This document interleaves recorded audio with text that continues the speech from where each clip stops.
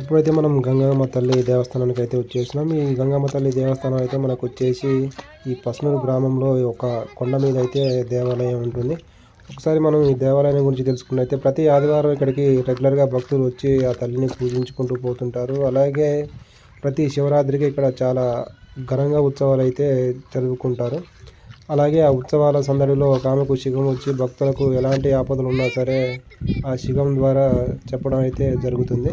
ఒకసారి అయితే మనం స్టార్టింగ్లో చూసుకున్నట్టయితే మనకు ఇక్కడ శివలింగం అయితే కనిపిస్తుంది. ఆ శివలింగం చుట్టూ ఆ నాగపడిగ అయితే ఉంటుంది. ఆ నాగపడిగ మరి ఇప్పుడు ఎలా ఇరిగిపోయింది అనేది మనకు తెలియదు అన్నమాట. ఒకసారి అయితే మనం గుడి దగ్గరికి వెళ్ళి చూసుకుందాం.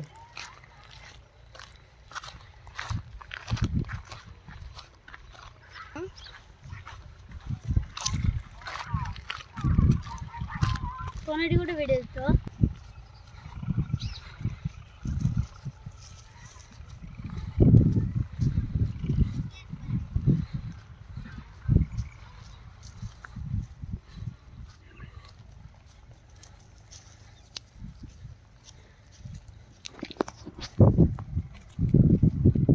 ఇక్కడ మనం చూసుకున్నట్లయితే ఎదురుగా పోతరాజు కూడా మనకు కనిపిస్తుంది. మనకు పోతరాజు అయితే తెలుసు కదా, అక్కలకు కాపలాగా ఎదురుగా ఉంటాడని చెప్పేసి ఎల్లమ్మ తల్లికైనా గంగమ్మ తల్లికైనా మైసమ్మకైనా మరియమ్మకైనా ఇలాంటి వీళ్ళందరూ అక్క చెల్లెలు కదా. ఆ అక్క చెల్లెలకు ఒక్కడే తమ్ముడు కాబట్టి ఆ తమ్ముడు అండగా ఉండడానికి ఆ తల్లికి ఎదురుగా అయితే విగ్రహం అయితే నిర్మించడం జరుగుతుంది.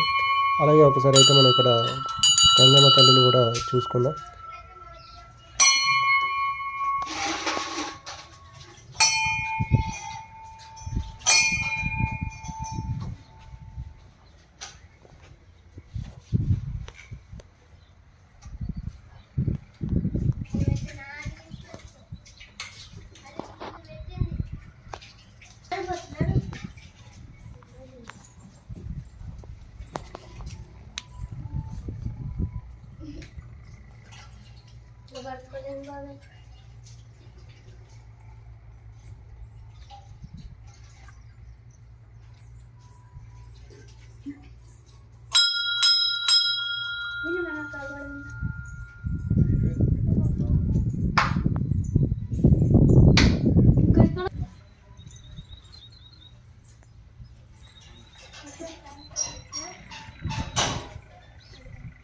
గంగమ్మ తల్లి గుడి పక్కన అయితే మనకు ఈ లింగన్న స్వామి విగ్రహం ఉండడం కూడా జరిగింది. ఒకసారి మనం లింగన్న స్వామి విగ్రహాన్ని కూడా చూసుకుందాం.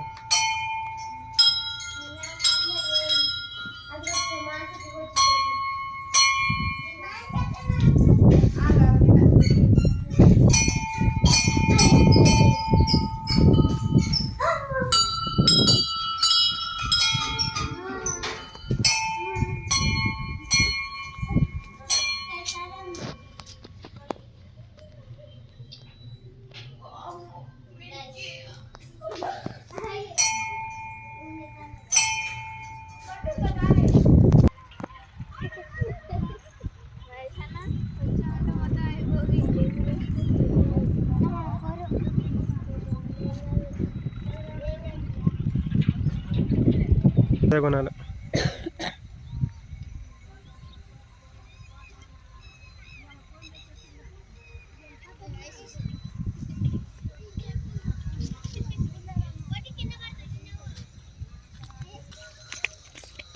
చిన్నగా అయితేనా నీళ్ళల్లో ముందు నీత కొడతాను చూసాను మళ్ళా పోట్లేడు.